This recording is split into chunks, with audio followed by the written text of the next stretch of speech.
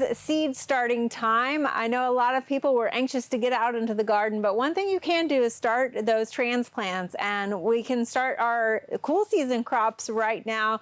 Might hold off a little bit on getting those warm season crops, but it's always nice to kind of remember what we might need to do that successfully indoors. Obviously, we're here in the greenhouse at the Botanic Gardens, but a lot of times you don't necessarily have to have a greenhouse. You can just have a small little setup in your own living room or something like that. But there are a few essential things that you might need to do in order to be successful.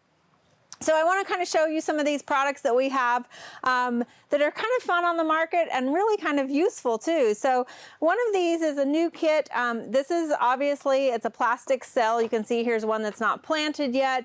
So you have all your cells to start. But what we really liked about this particular product is that the bottom of it is silicone. So you can easily squeeze those so that you can get your transplants out. So you can see here we've got some cool season crops already growing.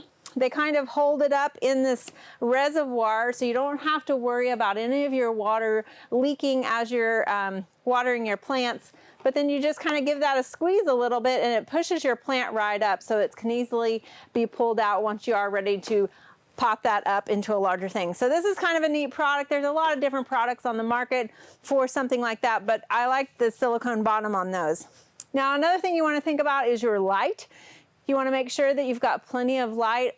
A sunny window is not going to be enough light, especially in our winter months. Today it's really cloudy outside, and those transplants need a good amount of light.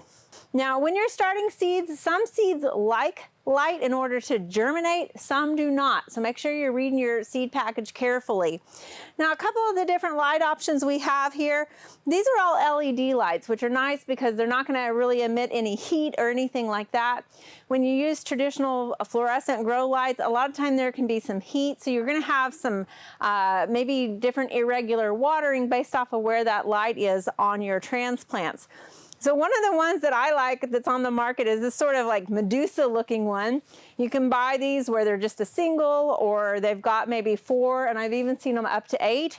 You can see that this is red and blue wavelengths, which is the optimum color that plants actually like to receive.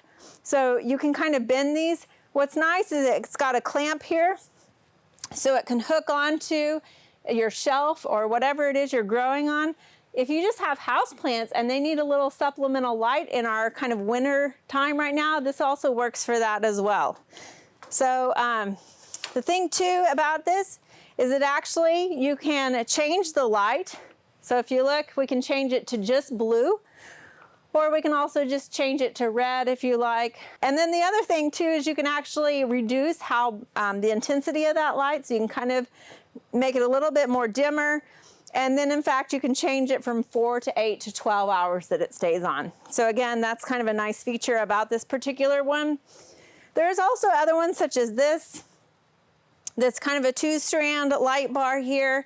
And then of course, like this, it's just a single one that we have that we just lay over on top of these. Now the thing about light is you want to make sure that it's very close as possible to your transplants, obviously not touching. But as those transplants begin to grow, you're going to raise that light up a little bit more. Now you might notice this mat we have here in front. This is a heating mat that you can put your plants on. Now, not so much for cool season crops, but definitely for warm season crops. A lot of times you'll need to supplement that heat and really increase that soil temperature. Because if you think about it, warm season crops like to go out in the ground when the ground is warmer. And so we're going to kind of mimic that by creating this heat mat for them.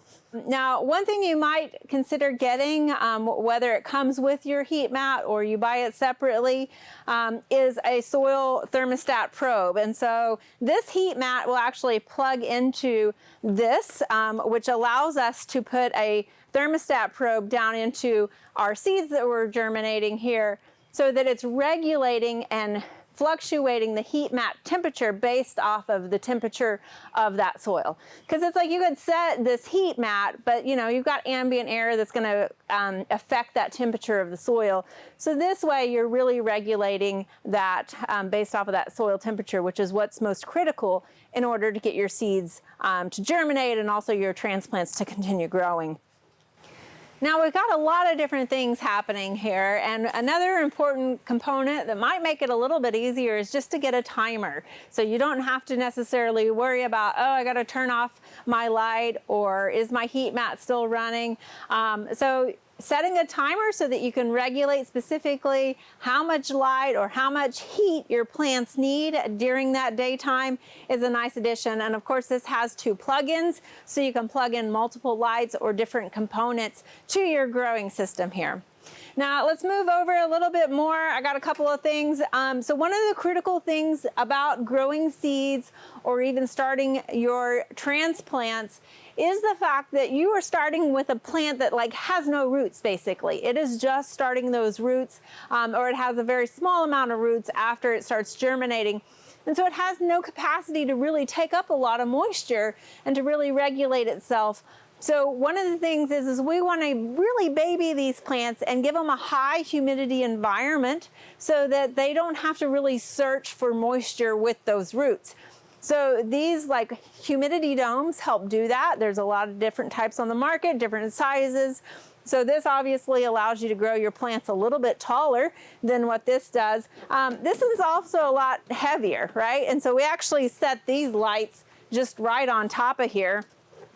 Because they don't get hot, and so it really can handle that. Whereas this kind of will slide off a little bit more. It's a little bit more flimsy. You might just get a couple of seasons out of this, whereas this will last a little bit longer.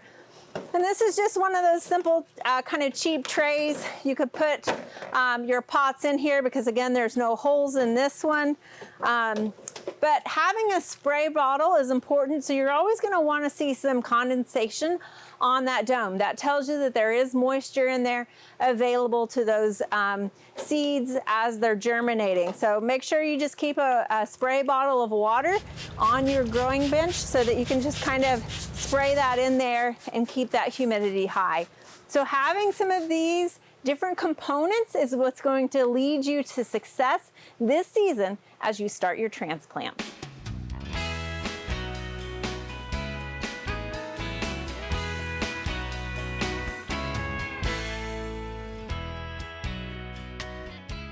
We hope you enjoyed this video as part of our Oklahoma Gardening YouTube channel. You can also find even more videos on the OK Gardening Classics YouTube channel. And join us on social media for great gardening tips, photos, and discussion.